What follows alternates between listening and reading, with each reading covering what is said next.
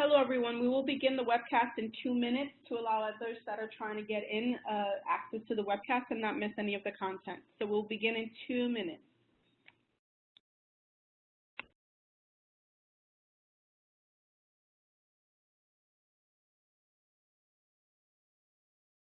Hello, everyone. Thank you for tuning in to today's webcast. My name is Zina M. Pagan, and I will be your moderator for today.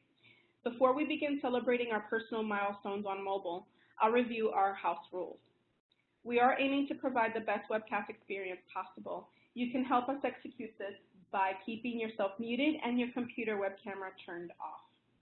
The audio will be streamed. This means that you will be able to hear us throughout your computer speakers. However, if you prefer to use a teleconference option, please use the information provided on your screen. Additionally, I will post the information on the chat box throughout the webcast. Should you have any questions during the session, please send these to me using the same chat box. Questions will be addressed at the end of the presentation. ARF does not own the copyrights to the presentation. However, the session will be recorded. If you would like to view the recorded event, the file will be available within 2 weeks from today.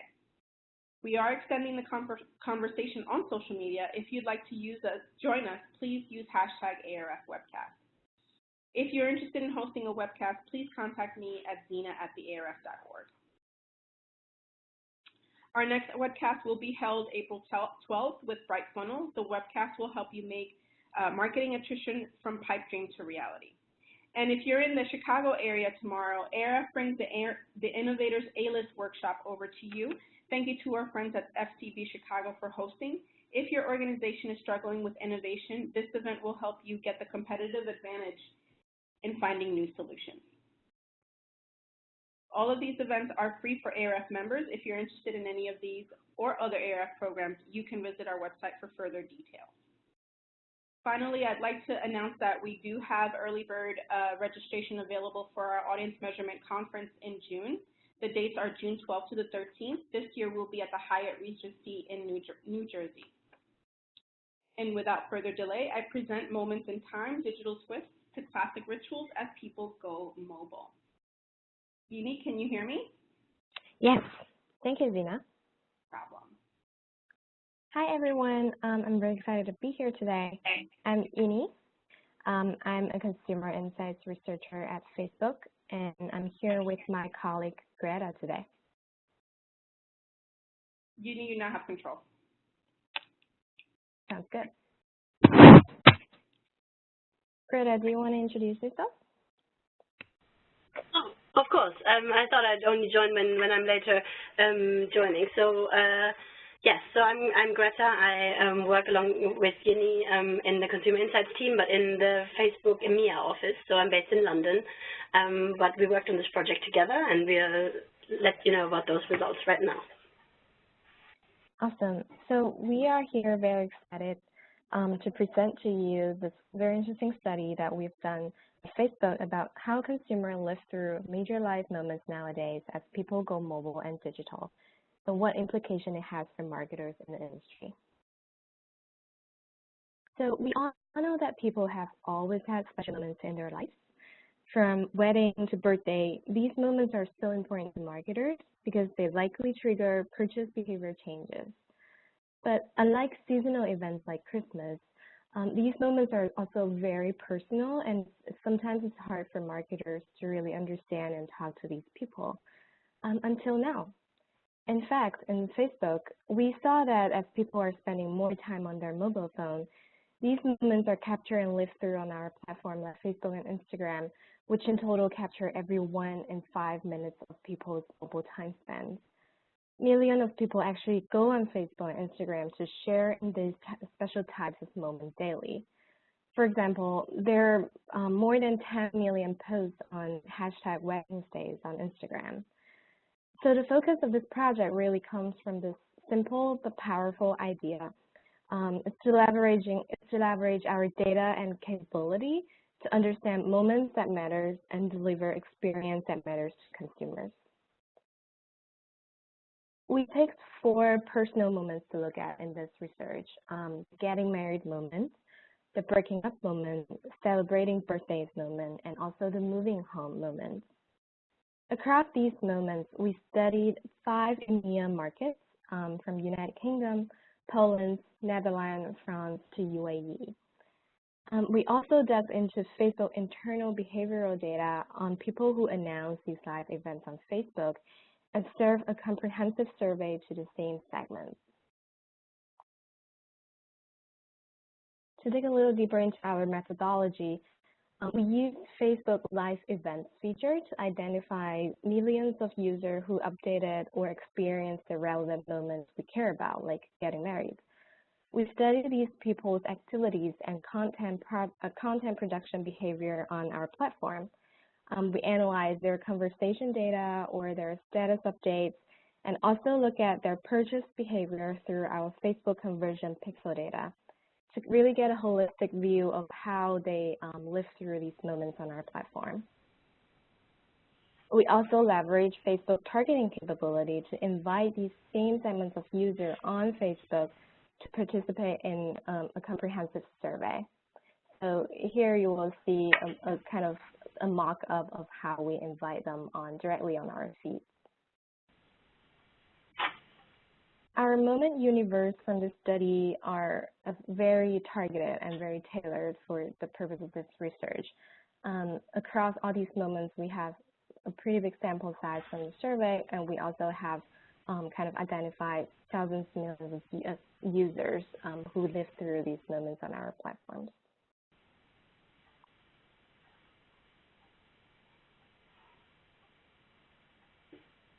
So we talked a lot about our methodology and context. Let's dive into the key findings from one of the sweetest moments in people's lives, the getting married moment.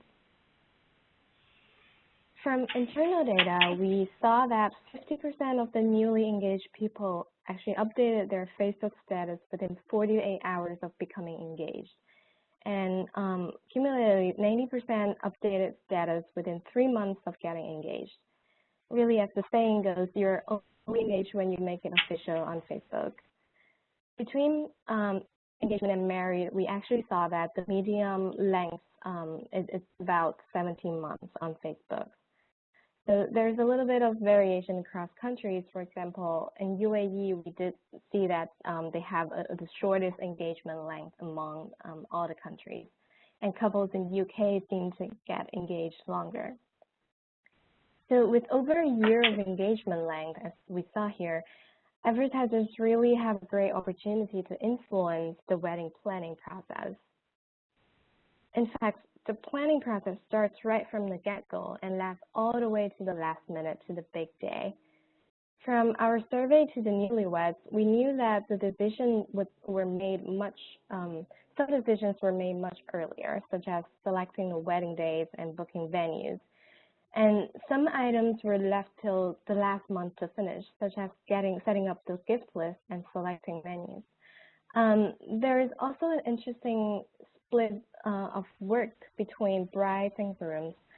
So you see here, most of the decisions were made together, but grooms-to-be are 72% more likely to decide on the honeymoon destination, while brides-to-be are more likely to decide on the detailed touchings like invitation and gift lists. But all in all, a lot of the decision on purchase still happened quite last minute. From Facebook conversion pixel data, we saw that the retail purchase actually increased only 3 months before the wedding. Through advertiser, the note here is pretty clear. There is a long period of time to influence newlyweds purchase decisions, but really that last 3 months are the key. During the wedding planning, we saw that over 58% of users love to leverage social media to find inspiration for that special day. And close to 50% of the newlyweds we surveyed used Facebook to browse for that inspiration. So social media is indeed an essential part of the wedding planning process nowadays. Not only social media, mobile and emerging technology add more fun to the wedding memory. Over 70% of the newlyweds say that mobile devices has allowed them to capture more moments in the special day, and 1 in 4 actually make memories through using an Instagram personalized wedding hashtag. and 15% used drone or action camera to capture the footage of the ceremony or the wedding reception. Some newlyweds also start to use Facebook Live to share the big day with a broader range of friends and families around the world. They are truly adding digital twists to classic rituals in weddings through mobile, social media, and also new technology. So enough of the sweet wedding moment. How do people go through breakup? Next, Greta will tell you more about the story of breaking up. Thank you, Yini.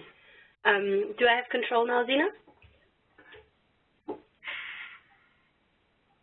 So planning for the wedding day is obviously a big thing, and most of the time it's a one in a lifetime event. So people spend a special focus on getting ready for that big day. But as part of the research, as Yini mentioned, we also looked at other more personal and also more frequent moments that matter.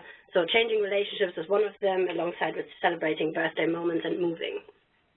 We spoke to over 3,000 people who recently went through an important relationship change, including a breakup or a divorce, and of which it's not all bad news, because of which 20% say they also started a new relationship since.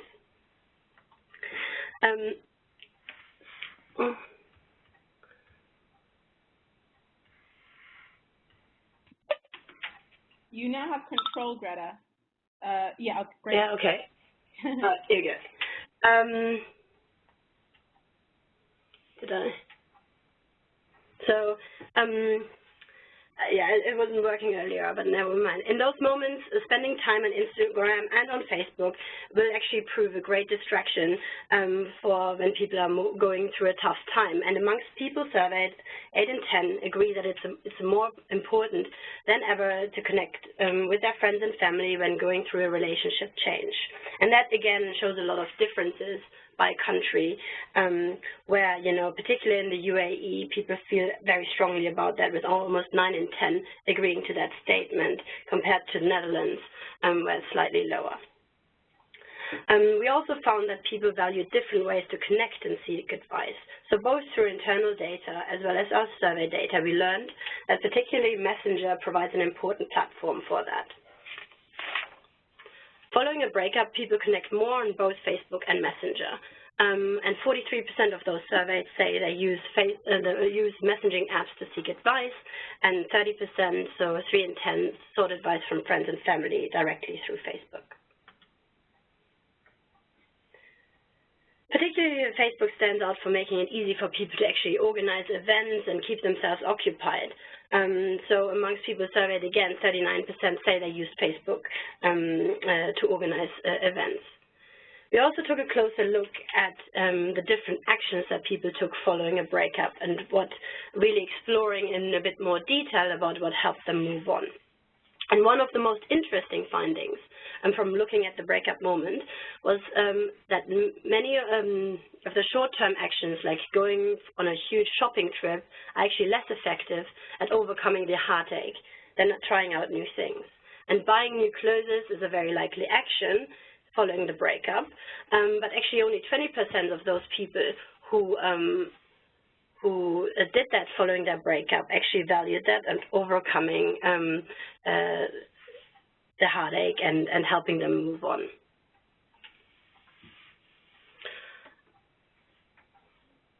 Social activities like going out more and new experiences like exercising and focusing on their health were amongst the more valuable activities that help people move on.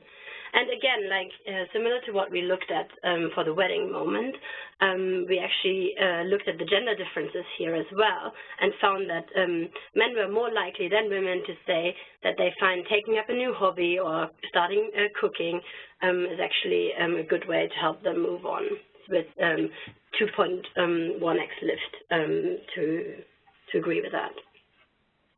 Moving on to the birthday moment now. So if you're on Facebook or Instagram yourself, I'm sure you know that it's not a surprise that celebrating a birthday has become a huge tradition on the platform. When it comes to engaging birthday posts actually rank as one of the most engaging posts across the year on our platform. And we again spoke to over 6,500 people who recently celebrated the birthday. Sometimes even a milestone birthday, so we were able to look into differences amongst standard birthdays versus milestone birthdays in a bit more detail. We learned that unlike some of the once-in-a-lifetime moments where people are really busy celebrating with their loved ones, like the wedding moment, digital birthday wishes are actually now the new norm. So well wishes coming in on their birthday result in people spending more time on the platform, and that's about twice as often logging on than on an average day. People receive on average across the 5 markets 24 birthday posts on their Facebook wall. And we also looked at the types of birthday wishes that people receive. So, are seeing a huge growth in video posts and also photo posts, looking on a year-on-year basis.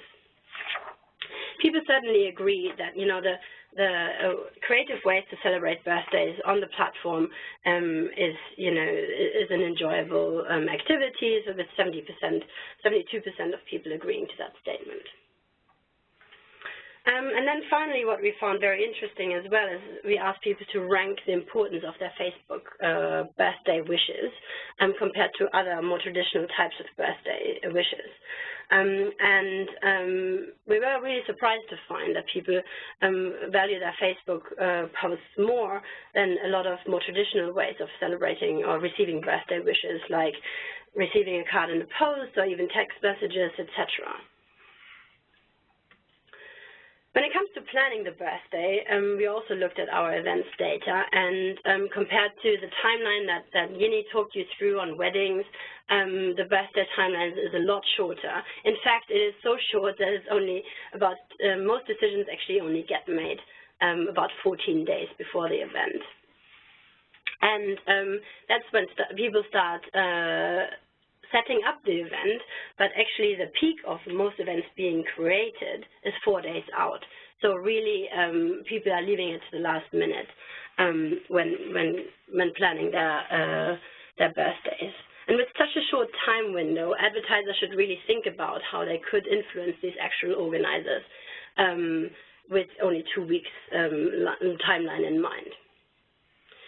We also actually asked people about, the types of decisions that they make when leading up to their birthday celebration, and found out through the survey that most decisions actually get made even closer to the date. And also in-store purchasing is still the norm to get ready for the birthday. So advertisers can really take advantage of, helping solve consumers' conundrum of planning for their birthdays, for example, through advertising and a strategy leveraging the birthday information.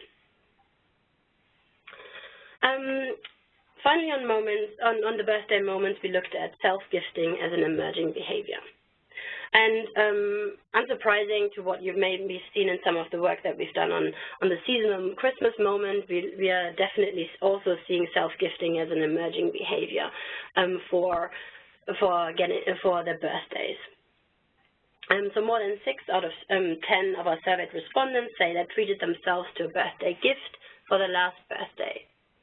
And self-gifting is particularly common across Poland, France, and the UK, and maybe less common in the Netherlands and the UAE. When it comes to the different verticals, we are seeing fashion as the most common category for self-gifting, followed by other categories, including electronics, jewelry, and sometimes also quality time, which people are just treating themselves to a nice night or day out. When we looked at the differences for milestone birthdays, we learned that, higher value items such as luxury fashion, automotive, and travel matter a lot more for milestone birthdays as self-gifting categories, as well as the most important gifts that people received for the milestone birthdays compared to standard birthdays. Right, I'm going to talk about the last moment now that we want to introduce you to, so the moving home moment. And for this part of the project, we spoke to almost 4,500 people who fall into our recently moved targeting cluster, as well as confirmed with us that they recently moved out as part of the survey. Conversation data for this group actually shows that moving home is both an exciting and worrying time. And this is the worries and excitement gets even more stronger the further people move away, or even when people move abroad. So talking you through a couple of data points around the moving home moment. The good news is that mobile devices and social platforms like Facebook make this traditional period, so when people are really unsettled and disconnected to where they used to live, to where their new home is, a lot easier than it used to be. So almost 3/4 of people surveyed say that their mobile phone was the only way to really stay connected and reach them during the time when moving home. And today's mobile devices fill actually a range of purposes, as well as just helping people to stay connected with their friends and family. 7 in 10 of people surveyed also told us that mobiles were the only way to actually access media content in the first weeks following their move, as well as we're seeing a lot of activity around people using their phones to consult their friends on trusted sources, like, being able to post on social media when moving abroad to find information about where the places to go in their new home. So Facebook and Instagram actually help to take away some of the worry out of them after moving home. And here on the left-hand side on the graph, you can actually see the types of things that are on people's mind when moving home. And it's unsurprising that things like living costs and managing those, as well as finding the way around, are really the top worries when it comes to moving home. But not far behind, really, keeping in touch with friends and family, but also building up a new social life are really on people's minds as well. And this is really where social platforms can help, come in and help people, stay connected and make new friends. So 82% of movers actually say they really value staying connected with friends and family through Facebook, and equally Instagram is allowing them to be, through the visual ways of sharing information, allowing people to be connected.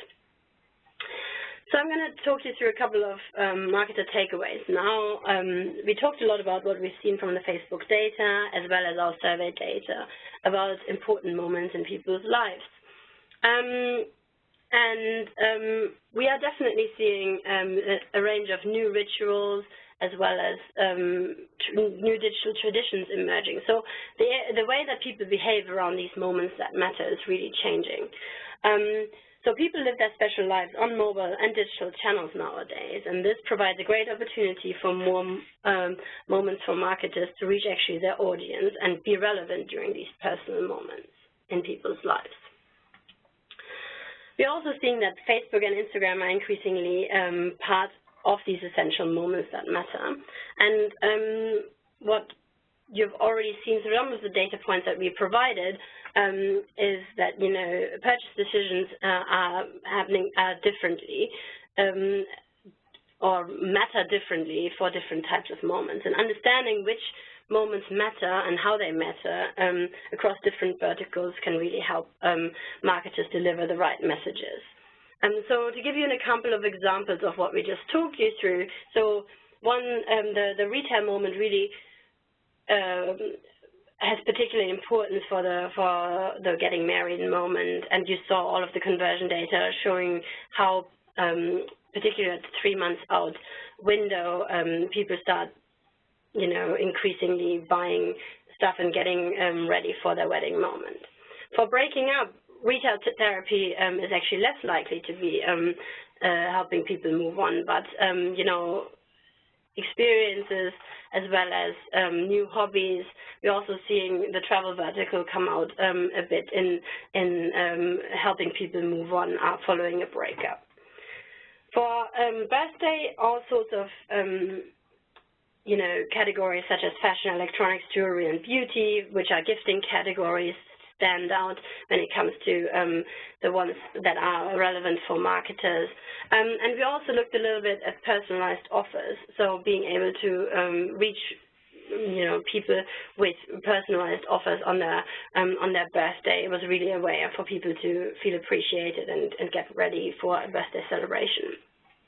Moving home, again, there's a range of verticals that are very different to the other more celebratory moments that stand out.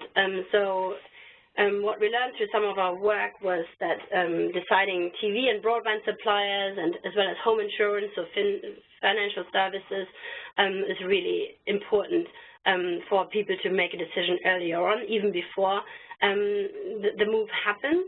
But then when it comes to things that they decide on following their moving date, is like things like furniture, as well as electrical items, as well as the utilities that definitely need sorting out straight away after the move happens. So people's purchase behavior is definitely changing around these special moments, and it's not only about understanding which verticals matter, but also understanding when decisions get made, leading in and coming out of these special moments in people's lives, to help inform the right way to connect with your audience. Well, we feel like we've worked through a lot today, so you can definitely find out more about any of those moments on our blog, so insights.fb.com. You can also sign up to a newsletter there, and just generally, hopefully you'll find all the content that we publish on our Facebook IQ Facebook page, as well as the blog overall, useful to help you solve your marketing questions. So do connect us there. Thank you. All right. Okay, we're now going to start questions. Are you guys able to hear me? Yes. Yes. First question, what are some differences you see between these countries in terms of how people live through the moment?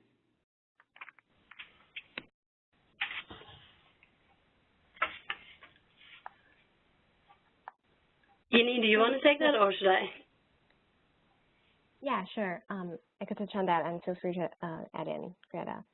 So we do Sure. see differences across all these 5 countries in EMEA, as I just mentioned on wedding, for example. The median length of engagement time is quite different across these countries.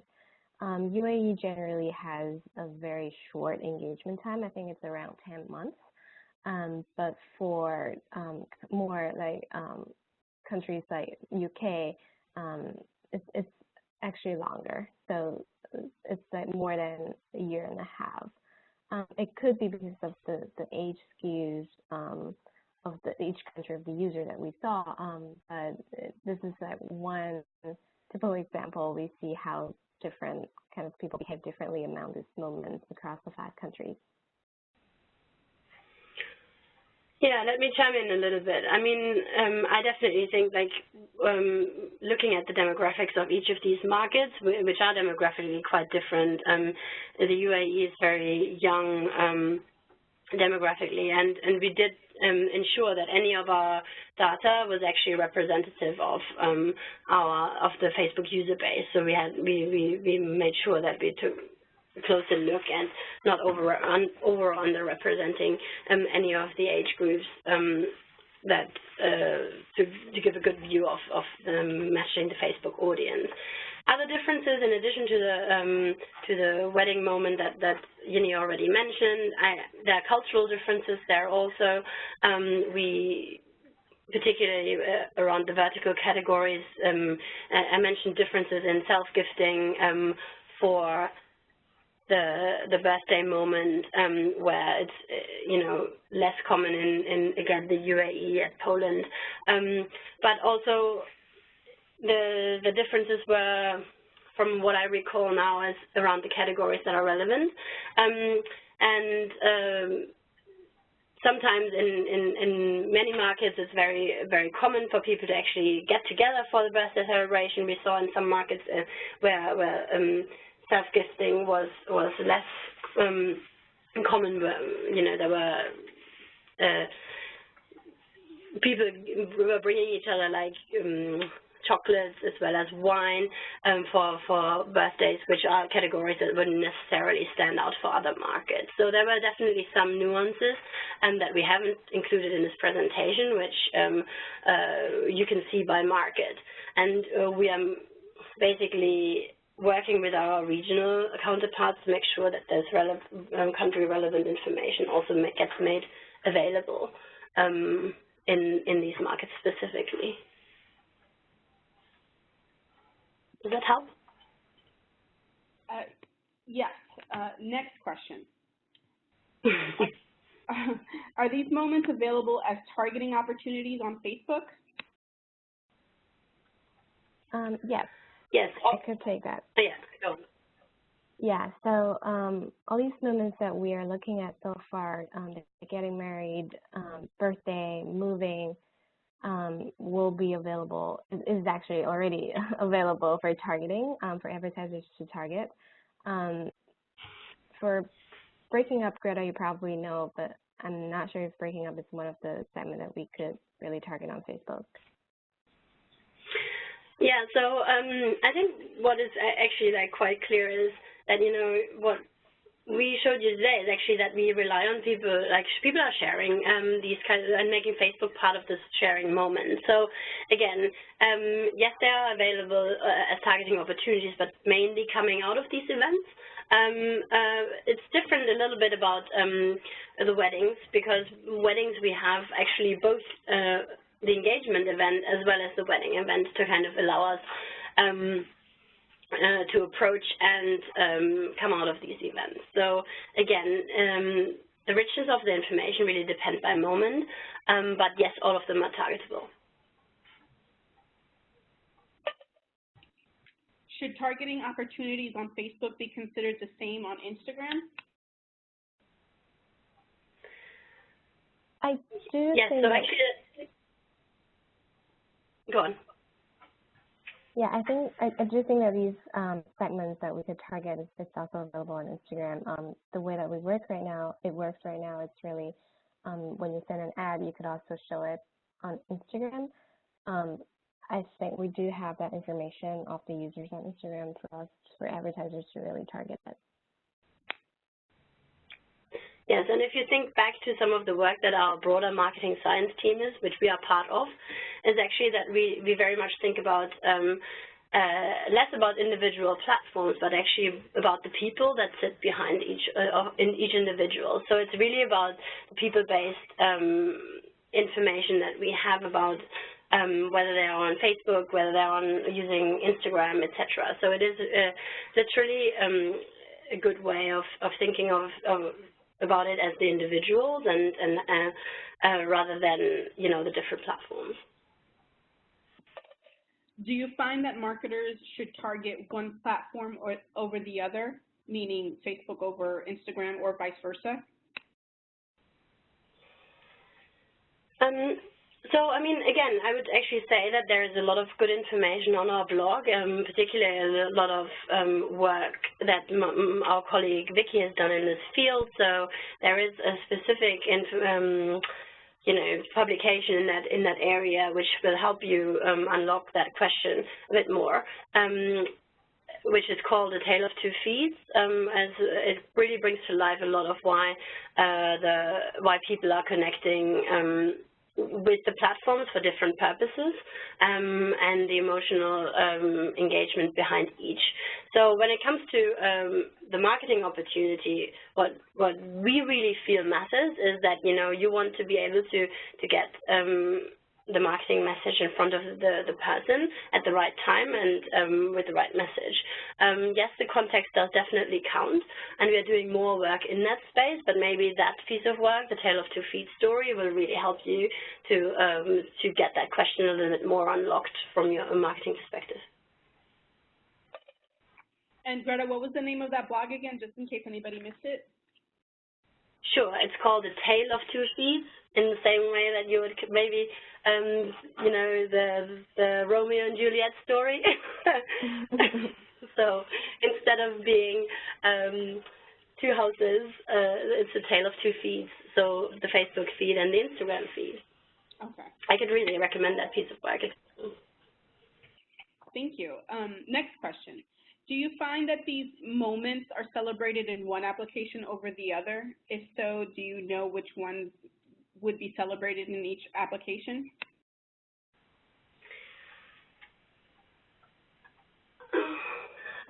Applications, do you mean Facebook or Instagram, like all these social media platforms that we have? Facebook or Instagram. We actually do see people celebrate both, like in both platforms. We do see wedding-related hashtags on Instagram a lot, and birthday-related hashtags. I won't say that people share more on one platform versus the other. It all depends on, again, what Greta mentioned, the right time and the right context to share those. I think people really like to capture moments, through videos, through photos on Instagram, but also like to share those with friends and families on Facebook. Yes, I agree. I mean, and I think the other one that we shouldn't forget about is all the one-on-one messaging apps as well. I mean, I think particularly what we are seeing in this piece of work is that particularly the celebratory moments, weddings, birthdays, all of that really gets shared wherever people love spending their time. If you are maybe a photo person and, you spend more time on Instagram, but generally it's those moments get shared across the board, across both platforms. And when it comes to some of the other moments that we spent time talking about today, we did see some differences about people preferring, to seek advice more on the individual one-on-one platforms that messaging apps allow them to connect with. That is obviously a very different space. But again, it becomes this learning where people are actually, being able to be more open with individual friends rather than a bigger group, which is the place where the celebratory moments happen a lot more, like the one-to-many ways of sharing. Next question. Have you looked at moments in the U.S.?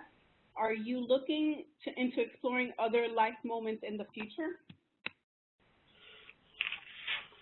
So we do have a Moments That Matter research in the U.S., but that was, I think, 2 years ago.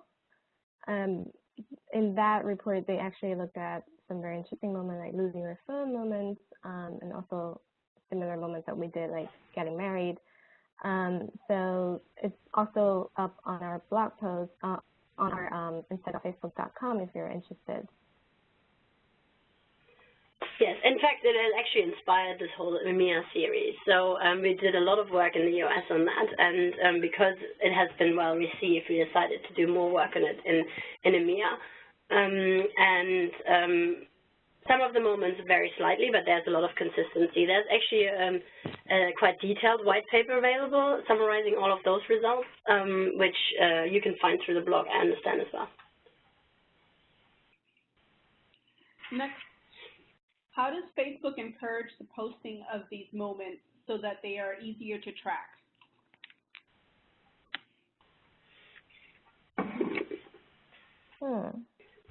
I really don't know if we are really deliberately wanted people to share these moments so we could track them. I feel like the feature itself is just well received by our users around the world, and people kind of they like to share their important milestone of life with their friends and family. That's how I see this. Yes, I agree. I mean, it's not anything deliberate. I mean, there's a lot of work from our broader, platform team, engagement teams that, do work in like making it easy for people to share. But whether that is related to the life moments or whether that's just about broader, making the Facebook and Instagram platforms a place where people love to spend their time. I think that kind of goes hand in hand.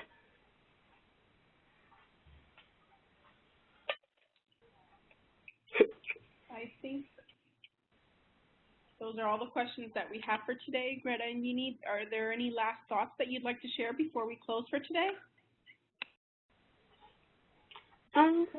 No, just a big thank you, basically. Thank you for listening and making sure that you know, hopefully you found it interesting. So if there are further questions, we can definitely look to help you out more. But yeah, thanks for giving us the opportunity to share, because it's taken a lot of time for us to put this together, and we hope you find it useful. Thank you so much for taking the time to present your work to our webcast crowd. And like Greta said, if there are any questions after the webcast, feel free to email me, zina@thearf.org. That's THEARF as in Frank.org. And I'd be happy to make a connection so that way you can take the conversation further. Other than that, I hope that you guys join us for our next webcast next week, April 12th. And have a great rest of your day. Bye-bye. Thank you. Thank you very much. Thank you. Bye. Bye-bye. Bye-bye.